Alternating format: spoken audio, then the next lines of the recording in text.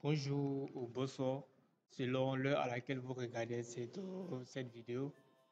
Dans cette session, nous allons parler des indices, notamment des indices statistiques. Voilà. Et pour cela, j'ai fait un bref résumé de rappel de cours que nous allons voir ensemble. L'indice statistique, c'est un instrument statistique généralement utilisé pour calculer ou décrire dans le temps ou dans l'espace l'évolution d'une grandeur donnée. Autrement dit, l'indice est un nombre qui mesure la variation relative d'une grandeur entre deux situations différentes. Voilà. L'une de ces situations étant prise comme référence. Nous disposons de deux types d'indices, les indices élémentaires et indices synthétiques.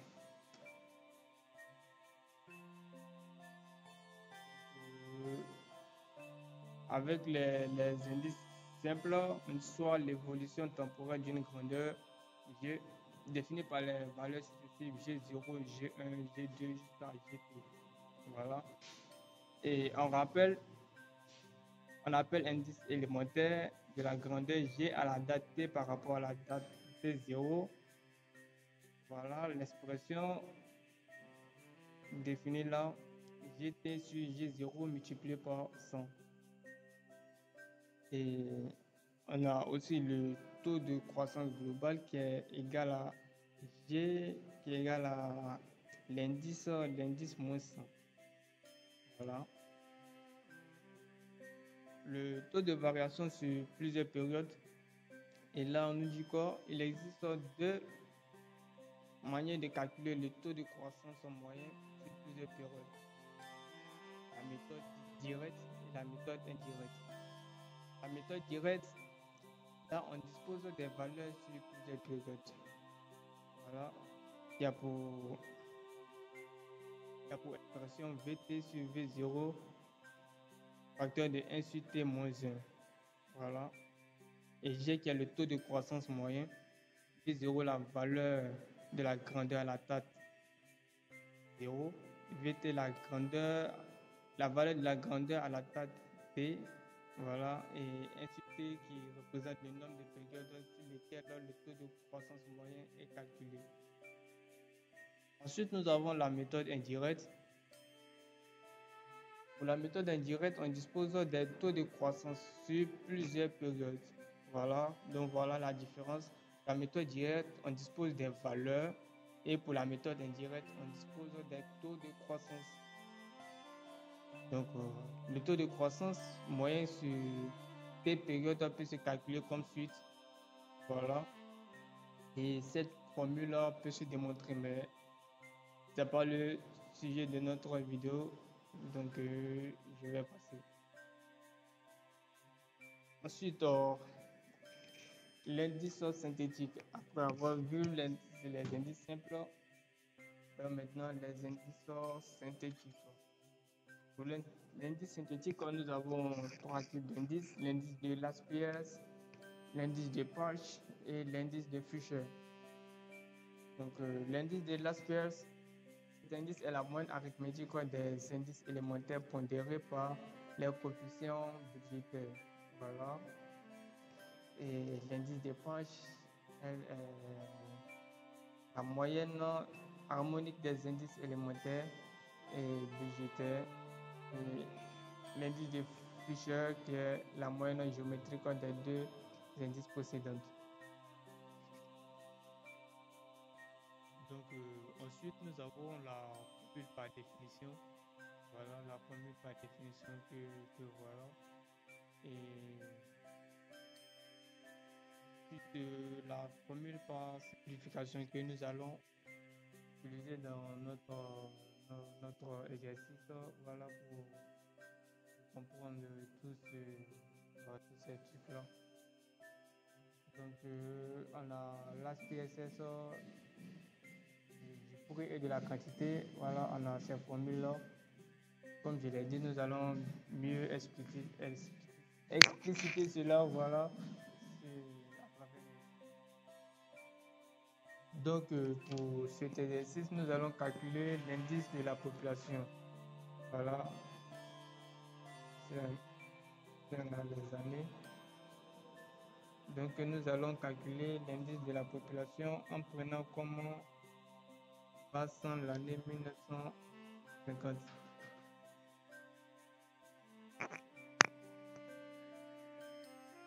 Donc en prenant comme année de référence l'année 1950. Donc ça c'est un peu comme un produit en croix. Donc qu'est-ce qu'on fera? À la formule, on nous dit qu'on a GT sur G0 multiplié par 100. GT qui est la valeur de la population ici, c'est-à-dire le nombre, voilà, le nombre d'habitants de la population en 1960, qui sera divisé par la valeur le nombre d'habitants de la population en 1950. Voilà, le tout multiplié par 100. Donc pour ce faire, je vais sélectionner ça, divisé par quoi? Divisé par le nombre de population en 1950, voilà, qui est notre année de référence, et je vais multiplier par 100. Et là, ça nous donne 109,2. Et je fais de même avec l'année 1970. Voilà, en prenant la valeur le nombre d'habitants de la population de 1970 qui divise celle de 1950. Alors, comme je l'ai dit, le 1950, c'est l'année de référence, donc ça ne change pas. Donc, on multiplie par 100 et ça nous donne 121,4. Voilà, donc on peut faire ça plus rapidement avec le poignet de recopie. Pour cela, je vais fixer la cellule C4, C4 qui est le nombre de la population de 1950, qui est notre année de référence, vu que ça ne change pas. Donc F4 pour verrouiller et OK. Ensuite, j'utilise mon poignet de recopie que je vais glisser tout au long des années et là, ça me calcule. Voilà, ça me donne l'indice de la population jusqu'à 1960, jusqu'à 2010. Pardon. Là, on peut visualiser cela. Voilà, on peut visualiser cela. Et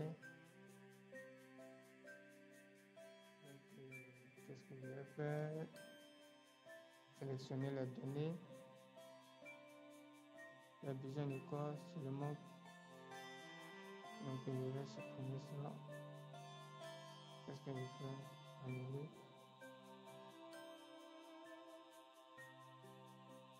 Sélectionner des données.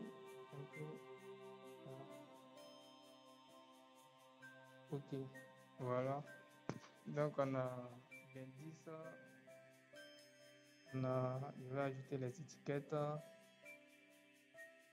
Ok. Donc voilà.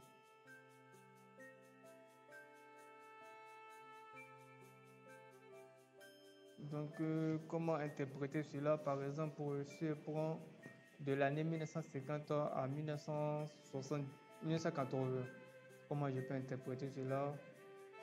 Là, qu'est-ce qu'on voit? On voit que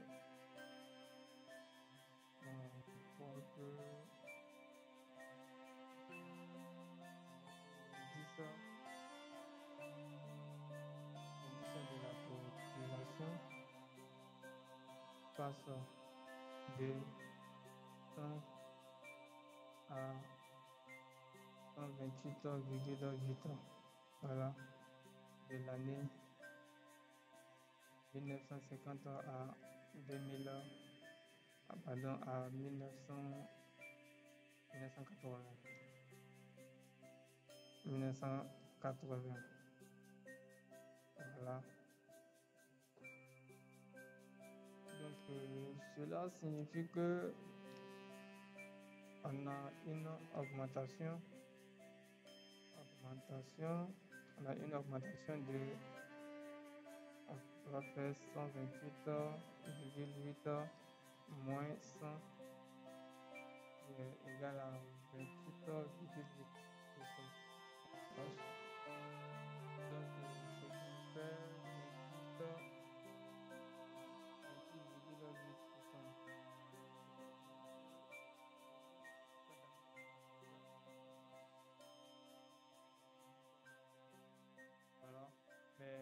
en elle-même ne s'interprète pas par pourcentage. Voilà, comme je l'ai dit, là, l'indice de la population est passé de 100 à 128,8. Voilà, donc on ne dit pas 128,8%. Donc si on veut mettre le pourcentage, ce sera de faire 128,8 moins 100, voilà, qui va être égal à 28,8%.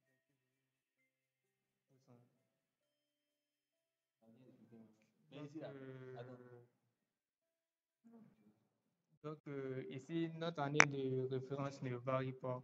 Voilà, donc c'est JT qui varie. Voilà, c'est un peu ça. Donc, passons au suivant. Suivant. Donc, au niveau du graphique, vous pouvez constater l'évolution.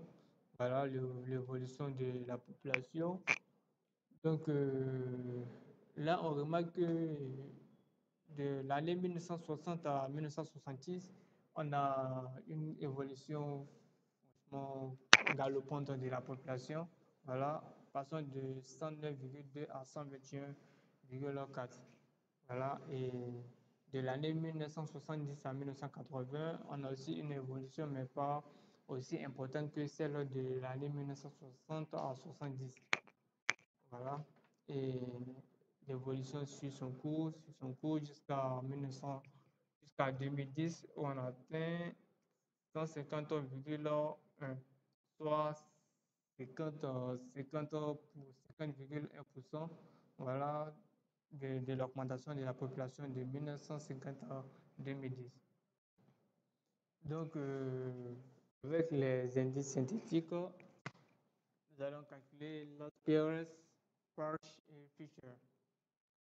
Donc, on a la formule du bruit, voilà, et la formule de quantité. Donc,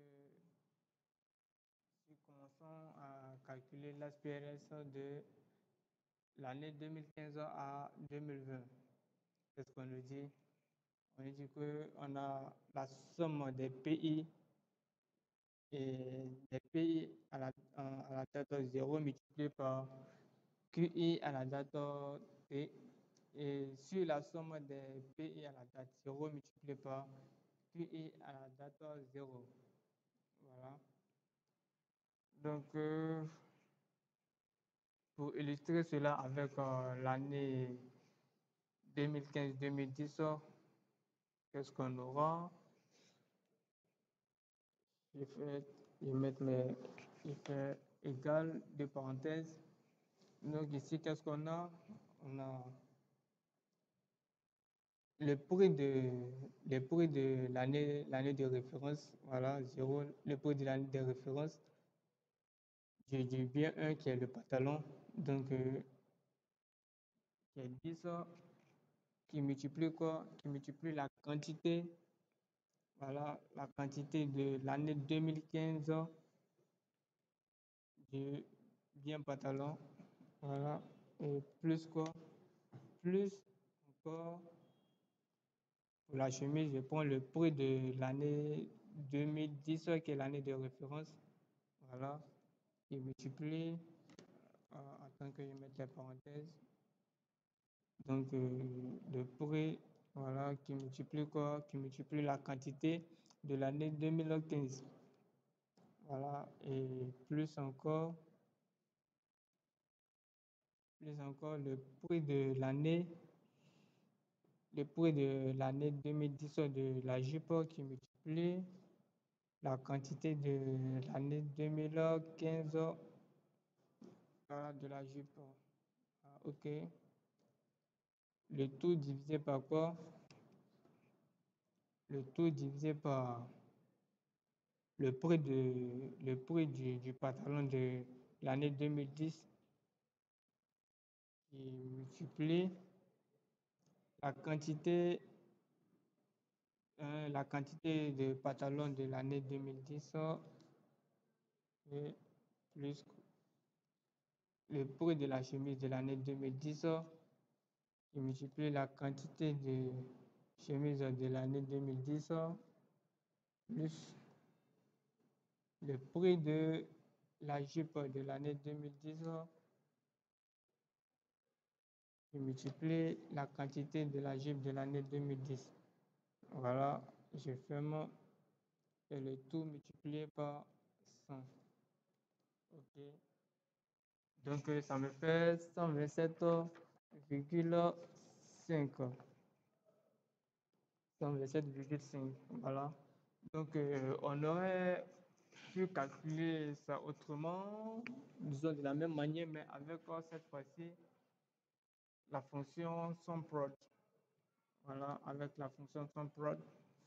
Donc, il suffit de faire SUMPROD. SUMPROD. Là, on nous demande de mettre la matrice 1, ensuite la matrice 2. Donc, je vais mettre le prix, voilà, les prix de l'année 2010 des différents biens, voilà, qui est notre première matrice.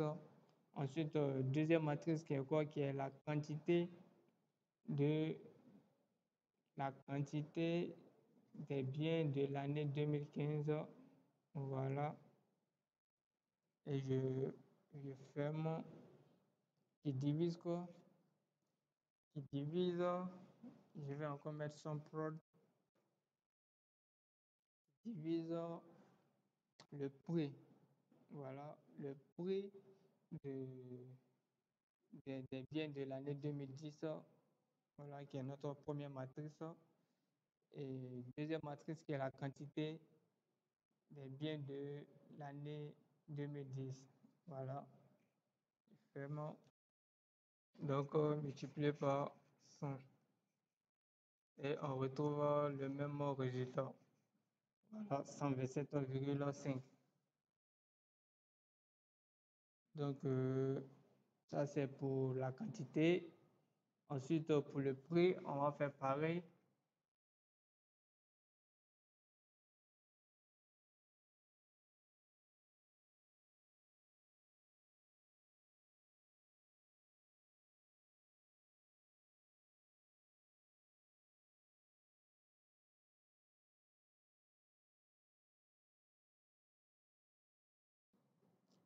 Donc, pour le prix, c'est à peu près la même formule, mais pas exactement. Voilà. Donc, pour le prix, qu'est-ce qu'on a? On va utiliser SUMPROD. SUMPROD, la première matrice est de l'année 2015. Voilà, le prix de l'année 2015.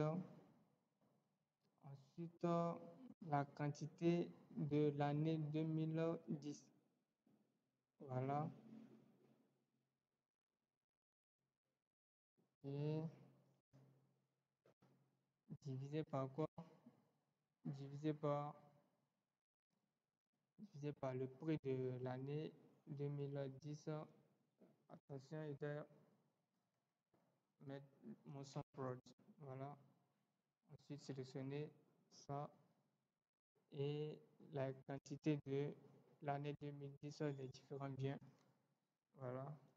Multiplié par 100. OK. Et on a l'aspérance de, du prix. Voilà. On va faire de même avec page. Donc, avec page, qu'est-ce qu'on a? Je vais utiliser ma fonction SUMPROD toujours. Avec page, on a le prix parce qu'on a 2015 à 2010. Donc, c'est comme si le T était égal à 2015 et les euros à 2010. Voilà. Donc, le prix ici, le prix de 2015, voilà, des différents biens. Pardon, c'est le prix et non la quantité. Donc, le prix et la deuxième matrice, c'est quoi? La quantité, voilà, la quantité des biens de l'année 2015 divisé par quoi? Encore mon SUMPROD du prix maintenant de l'année 2010. Voilà, du prix de l'année 2010 et de la quantité de l'année 2015. Et voilà, que je multiplie par 100. Et ça me fait 105, attention, attention. Là, on vient de calculer le prix au lieu de la quantité. Pas grave, donc je vais déplacer et mettre voilà, au niveau du prix. Donc maintenant, on va calculer la quantité. C'est juste une toute petite erreur. Voilà. Donc, pour la quantité maintenant, la quantité, on a le prix. Voilà, le prix de l'année 2015. Ça, le prix de l'année 2015, qui est ma première matrice. Ensuite, la quantité de l'année 2015, qui est ma deuxième matrice, c'est fini. Divisé par somme prod de quoi? Somme prod du prix, voilà, de l'année 2015, qui multiplie la quantité maintenant de l'année 2010. Voilà, que je vais diviser par, multiplier par 100. Voilà, donc ça me fait 114,5. Donc, Fisher, c'est tout simplement égal à la racine carrée de la somme, du produit des deux. Voilà, de l'aspect. Donc, Fisher, c'est la racine du produit de l'aspiration et patch. Donc, c'est égal à quoi? Racine de quoi? De l'aspiration multiplié patch. Voilà, et ça me donne combien? 120,6. Voilà. Donc là, ce qui remarque à faire, Fisher est toujours comprise, la donnée de Fisher est toujours comprise entre l'aspiration et page. Voilà, ça ne va jamais dépasser. Voilà. Donc j'ai fait pareil avec le prix. Donc racine de 118, multiplié ça. Ok, voilà, 111, voilà, donc je vous laisse faire le reste pour l'année 2020, 2015, 2020 et 2010. Voilà, donc à partir de là, la vidéo va être un peu rapide.